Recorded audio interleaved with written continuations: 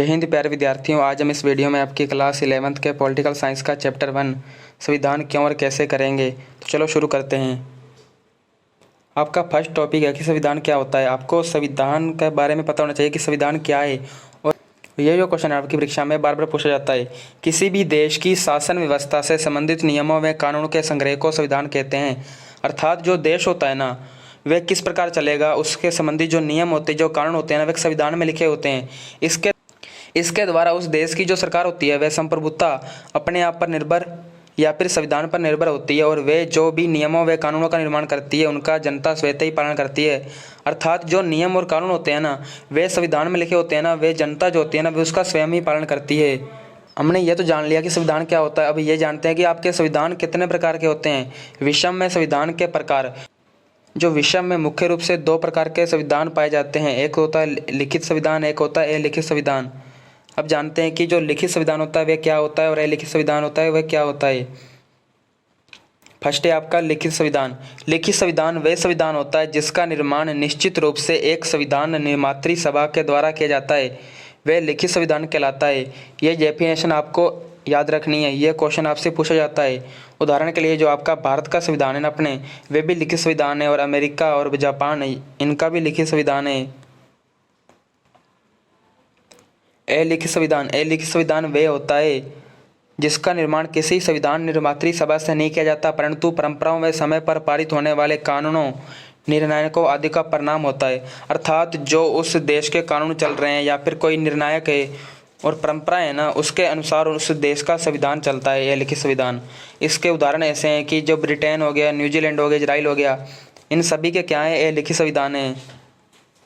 आपसे एमसीक्यू में पूछे जा सकते हैं कि अलिखित संविधान किनका है और अलिखित संविधान किनका है। इनको आप अच्छी तरह से याद रख लेना। अब अपने ये पढ़ लिया कि संविधान क्या होता है, संविधान कितने प्रकार के होते हैं। अब ये जानते हैं कि संविधान की हमें आवश्यकता क्या है, इसकी विशेषताएं क्या होती हैं या फिर ज़रूरत क्या है। यह क्वेश्चन भी बार बार पूछा जाता है, रिपीट होता रहता है। एक देश का सर्वोच्च कानून होता है, जो आपका संविधान होता है ना, वह एक देश का सर्वोच्च कानून होता है। संविधान द्वारा एक देश में उपस्थित सरकार की रचना की जानकारी मिलती है। देश में कानूनों के शासन की स्थापना करता है। उस देश में क्या क्या कानून होने चाहिए, उस देश का भला किस प्रकार हो सकता है, वह देश आगे कैसे जा सकता है। संविधान द्वारा सरकार के अंगों में शक्तियों का बंटवारा किया जाता है, मतलब कौन सी सरकार की शक्ति है ना, वे क्या करेगी। एक देश का संविधान देश के नागरिकों को मौलिक अधिकार प्रदान करता है तथा उनकी रक्षा करता है। संविधान सरकार के लिए दिशा निर्देश प्रस्तुत करता है, अर्थात सरकार को क्या करना चाहिए जो कि नागरिकों के हित में हो, और क्या नहीं करना चाहिए जो कि उनके नुकसान में हो, और निरंकुश शासन पर प्रतिबंध लगाता है। इसलिए आपको संविधान की आवश्यकता है हमको। और अब जानते हैं कि अपने संविधान के कार्य क्या हैं। जो भारतीय संविधान, उसके कार्य क्या हैं आखिर। संविधान किसी राज्य की सरकार के तीनों प्रमुख अंग, विधायिका, कार्यपालिका और न्यायपालिका की स्थापना करता है। संविधान सरकार के तीनों अंगों की शक्तियों की व्याख्या करता है तथा साथ ही उनके कर्तव्यों की सीमा तय करता है। संविधान सरकार के तीनों अंगों के बीच आपसी संबंधों तथा उनका जनता के साथ संबंधों का विनिमय करता है। संविधान जनता की विशिष्ट सामाजिक, राजनीतिक और आर्थिक प्रकृति, आस्था और आकांक्षाओं को पूरा करने का काम करता है, अराजकता को रोकता है। ये संविधान के कार्य हैं मेन। अब जानते हैं कि भारतीय संविधान सभा आखिर किस प्रकार बनी और इसके चुनाव किस प्रकार हुए। संविधान सभा चुने गए प्रतिनिधियों की वे सभा थी जिसने भारत के संविधान का निर्माण किया। संविधान सभा का गठन कैबिनेट मिशन द्वारा प्रस्तावित योजना के अनुसार 1946 में किया गया था। ये आपको याद होना चाहिए, ये एमसीक्यू में पूछा जा सकता है। और इसके अलावा भारतीय संविधान सभा की रचना, अर्थात जो अपने भारतीय संविधान सभा है उसकी रचना किस प्रकार हुई। ये क्वेश्चन तो आपके एग्जामों में प्रत्येक बार पूछा जाता है। 15 मार्च 1946 को इंग्लैंड के प्रधानमंत्री एटली ने इंग्लैंड के हाउस ऑफ कॉमन्स में ये घोषणा की कि भारतीयों को स्वतंत्र होने का अधिकार है, और भारतीय संविधान सभा की रचना के लिए मंत्रिमंडल मिशन योजना, कैबिनेट मिशन की घोषणा की। इस योजना में 3 सदस्य थे मेन। स्टैफर्ड क्रिप्स व्यापार बोर्ड के अध्यक्ष थे, जो एवी अलेक्जेंडर जो कि नौसेना मंत्री थे, और एक थे पैथिक लॉरेंस जो कि भारतीय सचिव थे। आपको इनको याद रखना है, ये क्वेश्चन आपके परीक्षा में पूछे जाते हैं एमसीक्यू में।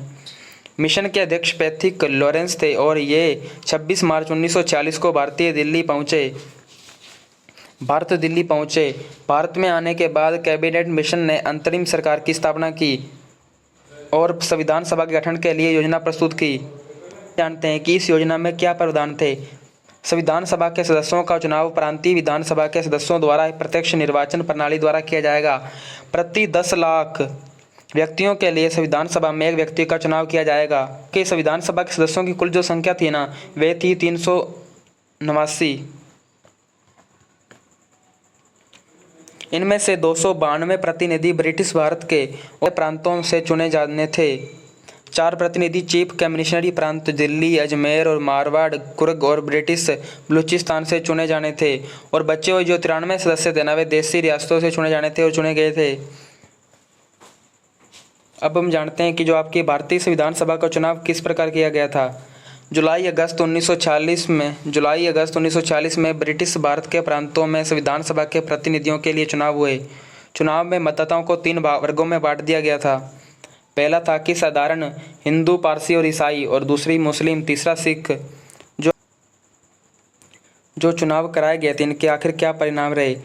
210 साधारण स्थानों में से 199 स्थान कांग्रेस को प्राप्त हुए तथा बचे हुए स्थानों पर अन्य पार्टियों को मिले। और मुस्लिम सीटों में से 73 मुस्लिम सीटें मुस्लिम लीग को मिली। बाकी बची हुई सीटों अन्य पार्टियों को मिली। सिख समुदाय के लिए आरक्षित 4 सीटों के लिए किसी का निर्वाचन नहीं हुआ। बाद में सिख समुदाय को संविधान सभा में स्थान दिया गया। इस प्रकार भारतीय संविधान सभा का गठन हुआ। इसके आगे का चैप्टर जो है ना, वे आप दूसरे पार्ट में करेंगे। जय हिंद, वंदे मातरम।